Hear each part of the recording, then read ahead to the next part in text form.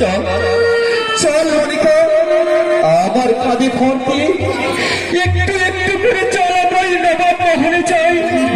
তারপর ওই বাদশার কাছে আমরা কিছু খাবার চাইবো।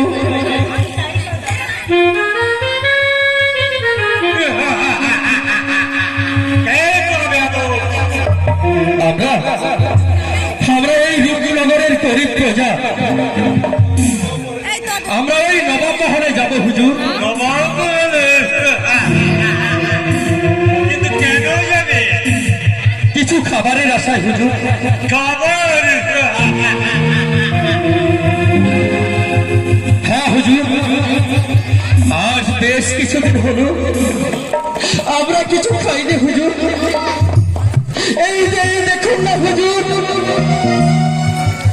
আমার এই ছোট মন্ডি কেমন ক্ষুধার জ্বালায় কাতর হয়ে গেছে।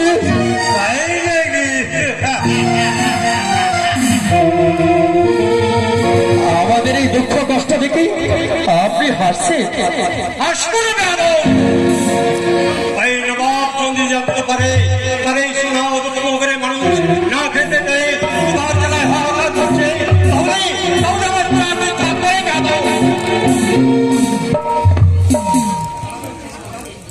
তাড়াতাড়ি চলো দাদা, আমি যে আর সহ্য করতে পারছি না দাদা। কোথায় যাবে সুন্দরী? খাবার তো আমিই দেবো। এ কি বলছেন হুজুর, আপনি আমাদের খাবার দেবেন? হ্যাঁ দেবো।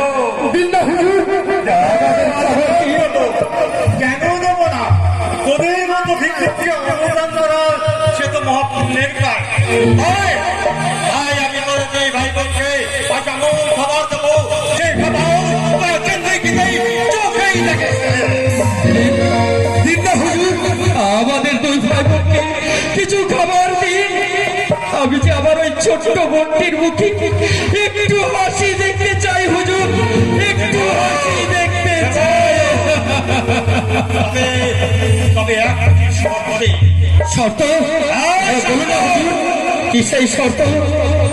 যদি যদি তোর ওই বন্ধুটিকে আমার কাছে কিছুদিনের মতো রেখে দিই। শয়তান শয়তান, ভিখারি বাচ্চা হয়ে এই নবাবপুরের মধ্যে গায়ে হও, তাহলে তোর ভোজনের শয়তান এই চক্রেই চালা করবো।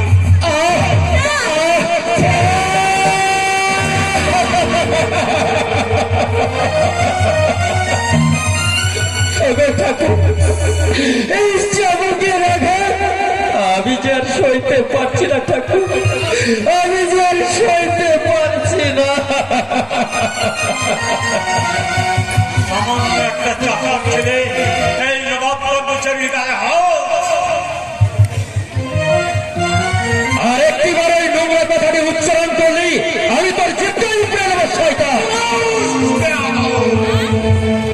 এত বড় স্পর্ধা, তাহলে তাহলে ভোজনের শয়তান এই চক্রের জ্বালা কথা ভাঙবো।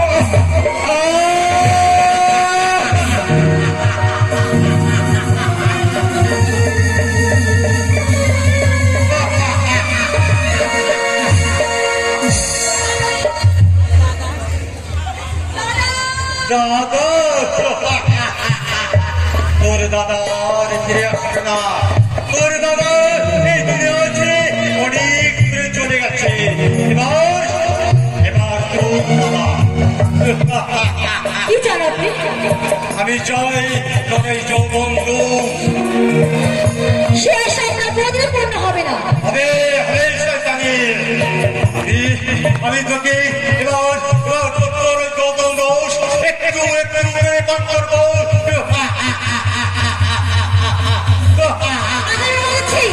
আমার কাছে আসবে না।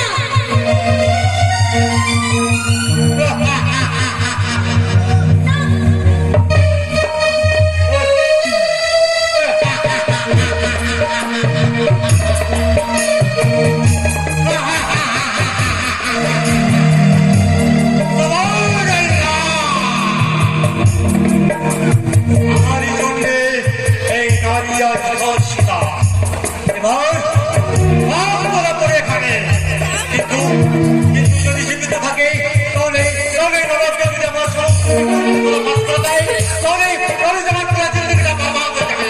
তবে কি তবে কি তোর মতো শয়তানের আশা কোনোদিনও পূর্ণ হবে না শয়তান।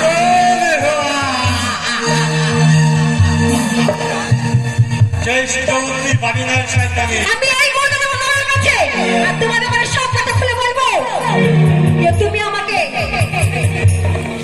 কেউ নেই, কেউ আসবে না। আমার হাতকে রক্ষা করতে এখানে কেউ ছুটে আসবে না। এবং তোমাকে আমি এই পরিহার শিখিয়ে দেব।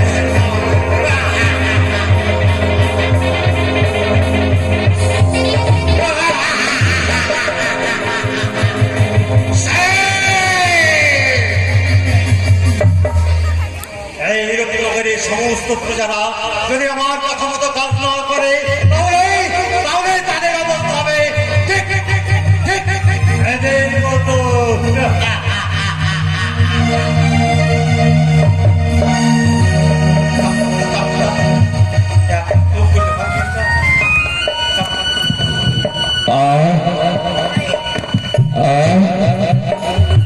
মনিকা, তুই কোথায় গো?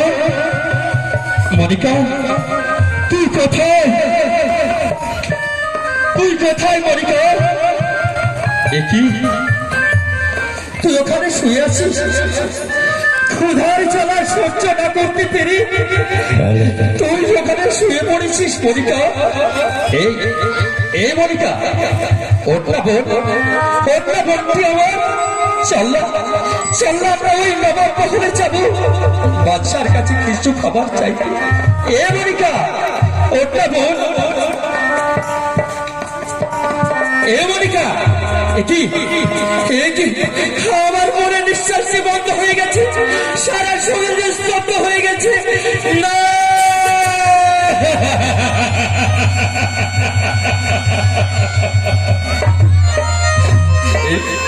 এই মনিকা, ওটা তুই একটি বেলা ভাই দাদা বলে ডাক।